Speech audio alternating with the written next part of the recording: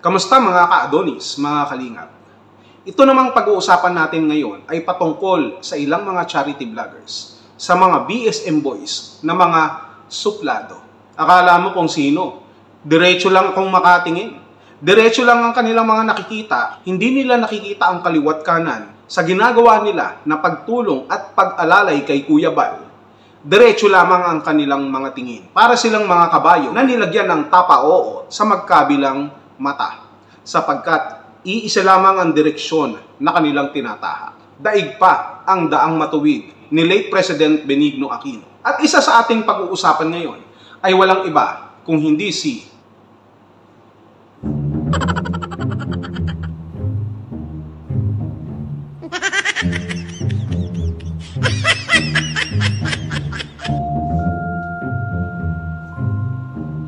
Nathan Cute Vlog. Si Bebang, kung ano-anong karakter ang nakikita natin, napapanood natin sa kanya. Meron pa siyang nalalaman na pink hair. Kada makikita natin siya, imbis na mabwisit kayo sa kanyang muka, sa kanyang itsura, matutuwa ka na lang, matatawa ka na lang.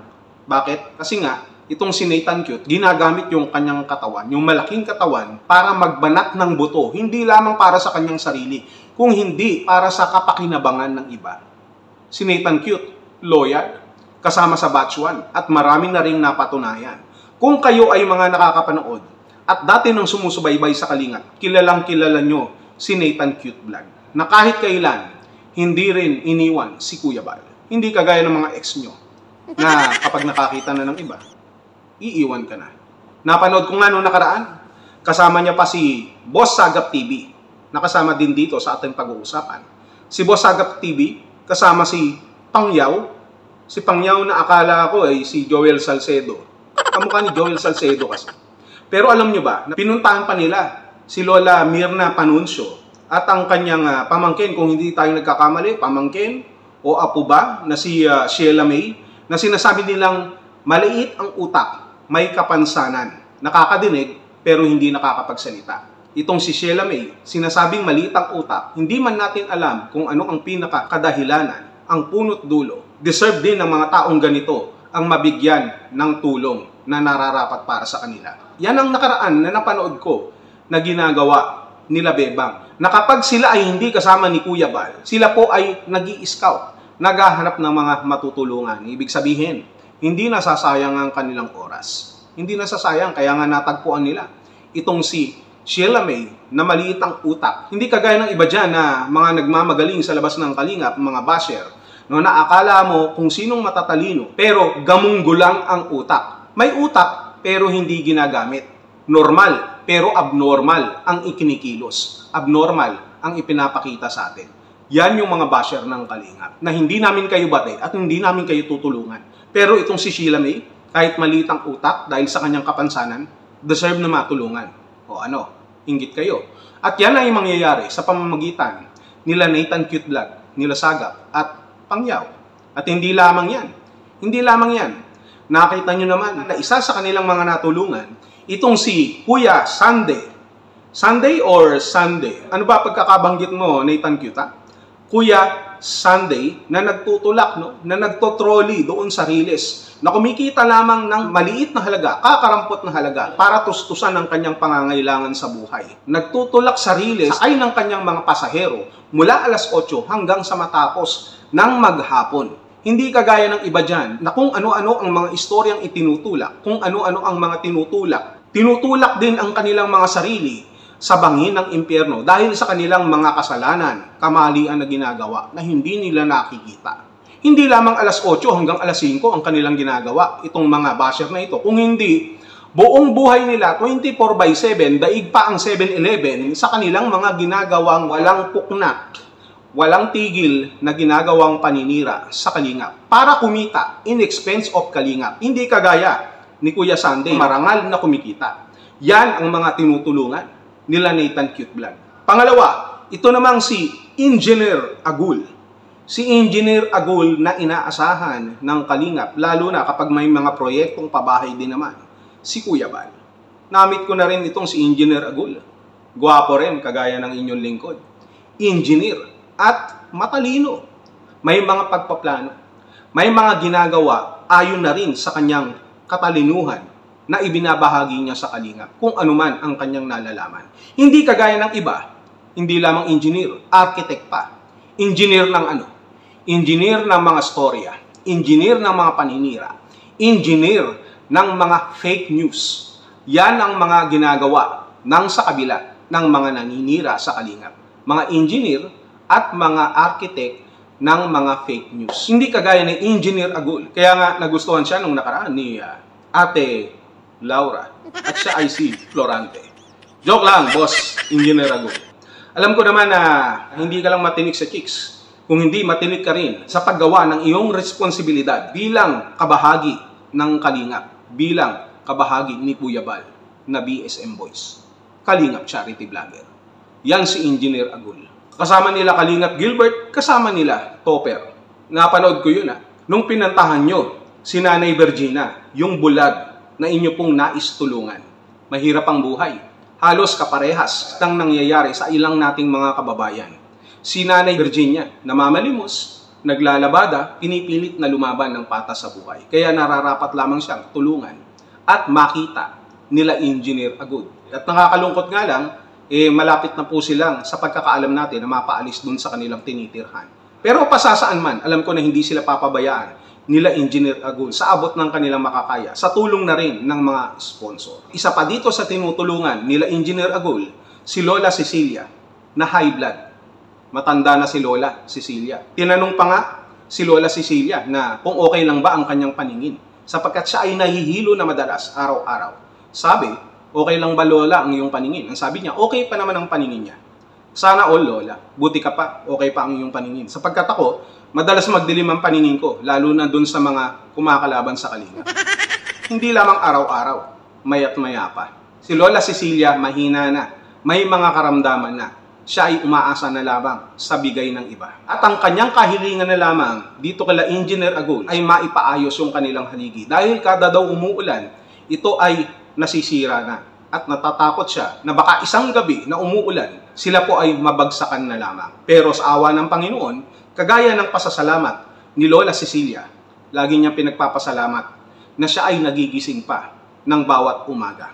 Yan ang tama, yung marunong magpasalamat. Hindi puro pagising ng umaga, puro paninira agad ang gustong gawin.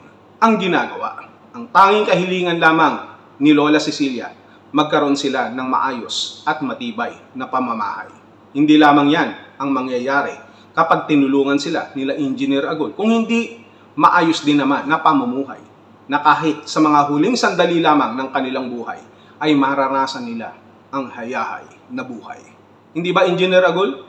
Pangatlo, si Kalingap Gilbert, nakasakasama din naman ni Engineer Agul, kasakasama ng mga kasama niyang BSM Boys. Na kapag sila ay walang ginagawa, walang lakad na kasama ni Kuya Bal, sila po ay nag-i-scout. Kagaya na lamang ng lola na nai-repair sa kanya, na si Lola Nimpa. Si Lola Nimpa, nade-depress na. Si Lola Nimpa, nalulungkot dahil hindi kasama ang kanyang pamilya sapagkat siya ay naninirahan sa probinsya. Dito nagtatapos ang kanyang kalungkutan sapagkat ang Team Kalingap sa pamamagitan nila Kalingap Gilbert ay nakahanda siyang samahan. Hindi lamang basta samahan na tumayo sa kanyang harapan, kung hindi samahan siya at tulungan sa kanyang pakikipaglaban sa buhay. Kung hindi man niya kasama ang kanyang pamilya, ipaparamdam ng Kalingap sa pamamagitan ni Kalingap Gilbert na ang Kalingap ang magiging pamilya niya. Hindi siya pababayaan, lagi siyang tutulungan at laging aalalayan. Yaan ang tunay na Kalingap, kagaya ni Kalingap Gilbert. BSM Boys, pero diretso lamang ang paningin sa pagtulong. Bagamat mahirap ang kanilang ginagawa, sa maghapon, mainit, umulan o umaraw, mataas o mababa, lumusong man sa tubig, hindi alintana ng mga BSM Boys na ito, nakagaya nila Kalingap Gilbert. At siya ay qualified para tulungan itong si Lola Nimpa na malampasan ang mga bundok at mga malalalim na tubig sa kanyang buhay. Natanong pa nga, no? Kung okay lang ba kayo dito, Lola Nimpa? Na baka daw may aswang doon. Sabi ni Lola Nimpa, wala naman daw aswang. Sana all. Hindi kagaya nung iba dyan, maraming lumilipad-lipad na aswang. May mga wakwak, mga manananggal, merong mga pinaglihi sa lamok na sumisip-sip sa dugo ng iba. Buti na lamang si Lola Nimpa, tahimik, kahit na mahirap. Pero sa pagdating ni Kalingap Gilbert, sa kanyang sariling kapasidad, sa tulong din naman ng Team Kalingap nila Kuya Bal, mangyayari at mangyayari ang pagbabago kahit paunti-unti sa buhay ni Lola Nympha. At dumako naman tayo dito ngayon kay Kalingap Marky. Si Kalingap Marky, sa pagkakaalam natin ay gusto na yata mag-reactor nung nakaraan. Si Kalingap Marky, nakasakasama din, syempre, nila Kuya Bal, BSM Boys. Kung ano ang ginagawa ng kanyang mga kasama, nila Kalingap Gilbert, nila Virador, nila Engineer Agul, ay nagagawa rin naman niya sapagkat kasama siya sa grupo nila Kuya Bal. Literal na nagbubuhat ng mabibigat. Literal na sinusuong ang mga panganib sa daan. Literal na mahirap ang tinatrabaho bilang isang kalingap, bilang isang BSM Boys. Kung ano-ano ang binubuhat, hindi kagaya ng iba, nagbubuhat lamang ng sarili nilang bangko. Nagbubuhat ng mga problema ng iba na hindi naman dapat nilang problemahin. Itong si Kalingap Marky, pag nagbubuhat, diretso lang. Si Kalingap Marky, kapag naglalakad, diretso lang. Si Kalingap Marky, kapag tinanong siguro ni Kuya Bal kung nasaan ang iyong loyalty, ang sasabihin ni Kalingap Marky, sa'yo lang Kuya Bal, diretso lang. Yun ang dapat. Dapat diretso ang ating paningin. Diretso ang ating mga ginagawa sa abot ng ating makakaya. Yan si Kalingap Marky. At kung gusto mong maging reactor, huwag kang gagaya sa iba. Kung gusto mong maging reactor, magpapogi ka, kagaya ng iyong nakikita. Huwag yung kasama mo dyan na isang reactor na charity vlogger ngayon na mukhang never mind. At ito pa ang isa, si Sagap TV na ambassador. Kagalang-galang. Ambassador. Kasama niya pa itong si Pangyaw. Si Sagap TV, nakasama nila Nathan Cute kapag walang ginagawa, kapag walang lakad sila Kuya Bal. Si Sagap TV, na tinutulungan din naman si Kuya Sandy. At ang nakakatuwa pa, nung pumunta siya doon sa Riles kay Kuya Sandy, nakasuot pa siya ng pang Squid Game. Yung mga taong nakapula na nakamaskara na may triangle sa mukha, na kung inyong mapapanood doon sa series, sa Netflix ng Squid Game, ito yung mga taong namamaril. Pinapatay yung mga tao kapag sila ay natalo sa palaro. Pero dito nung siya ay pumunta doon sa Riles, na nakasuot siya ng ganong kasuotan na pula at maskara, hindi ibig sabihin ito o nangangahulugan ng kamatayan. Kung hindi buhay, pag-asa sa buhay. Nasa laro ng mundong ito, nakagaya ng kinabibilangan ni Kuya Sandy, na sa oras na siya ay bumagsak, na hindi siya magtagumpay sa laro. Si Sagap TV na nakapula ang magbibigay sa kanya ng panibagong pag-asa, panibagong buhay. Hindi pagkatalo, hindi kamatayan. Hindi kamatayan ng pag-asa ni Kuya Sandy. Si Sagap TV, hindi lamang basta sagap ng sagap, kung hindi, sumasagip din. Si Sagap TV, sinasagap yung mga taong matutulungan. Yung iba naman, sa labas ng kalingap na mga basher, sumasagap lamang sa kalingap para makinabang. Yan ang pinagkaiba. Kaya nga dito kay Sagap TV, kasama si Pangyaw, na kamukha ni Joel Salcedo, tumutulong din. Hoy, Joel Salcedo, nakita mo ba yun? Parang copycat mo talaga eh. Pero si Pangyaw, gumagawa na mabuti. Pero ikaw, Joel, anong ginagawa mo? Ano? Yan tayo eh. So, sa pinakahuli naman, si Mr. J, the PWD. Mr. J, the PWD. Kahit may kapansanan, kahit na gano'n ang kanyang kalagayan, hindi nagiging sagabal. Sapagkat kagaya ng ating paulit-ulit na naririnig at alam kay Mr. J, siya ang PWD na may pangarap, na inspirasyon ng karamihan po sa atin. Normal man o hindi. Speaking of hindi, nagtataka lamang ako bakit may mga nagiging basher si Mr. J the PWD. Siguro itong mga basher na ito ang tunay na PWD. Kung si Mr. J sa kanyang physical lamang, pero itong mga basher na ito, na pilit ibinabagsak si Mr. J, ay PWD sa kanilang pag-iisip. Could you imagine that? Anong klaseng utak mayroong kayo? Si Mr. J, ibabas nyo, anong ginawa sa inyo? Anong ginawang mali sa inyo? Sa pagkakaalam ko, kagaya na lamang ng ginawa niya dito, sa kanyang beneficiary na si Ate Eva, tinulungan niya na mabago ang buhay. Tinulungan niya na unti-unting umangat ang buhay sa pamamagitan ng tulong din naman ng mga sponsor na nagtitiwala din kay Mr. J, the PWD. Si Ate Eva, tuwan-tuwa, magkakaroon ng panibagong puhunan. Mababayaran ang kanyang mga bills, kagaya na lamang sa kuryente.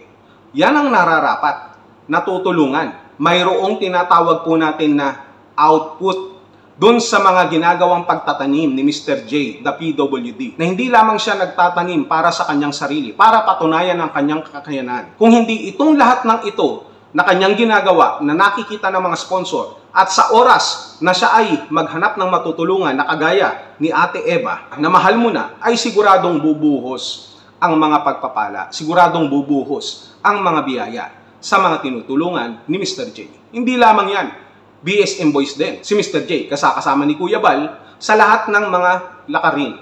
Sa lahat ng mga kailangan ni Kuya Bal, nandiyan dyan si Mr. J.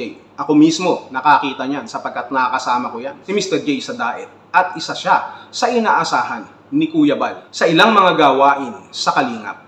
Yan si Mr. J. Kagaya ni Engineer Agul, natulungan din nila itong si Nanay Virginia. Silang lahat na ating pong nabanggit ngayon na mga BSM Boys, mga Kalingap, charity vlogger, ang dapat po nating hangaan at dapat po nating suportahan. At marami pang iba. Marami pa sila na hindi na natin maisa-isa pa sapagkat kukulangin po tayo ng oras. Pero panoorin nyo na lamang po yung ilan po nating mga kasamahan dito sa Kalingap na dapat pasalamatan at suportahan. Bakit ko sinasabi ang lahat ng ito? Bakit ko sila kinontent? Sapagkat sila ang mga dapat po nating pasalamatan. Kung bakit nananatiling nakatayo ang Kalingap kasama nila Kuya Bal, nila Kalingap Rab, nila Ate Edna, na sa kabila ng mga issue, ng mga kaguluhan, itong mga taong ito ang nagiging haligi at pundasyon ng Team Kalingap. Pinapatunayan ko lamang na mas marami pa rin ang nagagawang kabutihan ng sinasabi niyong toxic na Kalingap. Mali. Maling-mali. Ang ebidensya, napanood nyo na. Panoorin nyo na lamang silang lahat. Suportahan po natin sila Mr. J, Sagap TV, Engineer Agul, Kalingap Marky, Kalingap Gilbert, at Nathan Cute. Bisisitahin po natin ang kanila pong mga channel at huwag po natin kakalimutan mag-subscribe at i-share po ang kanilang mga video. Alright? Yan.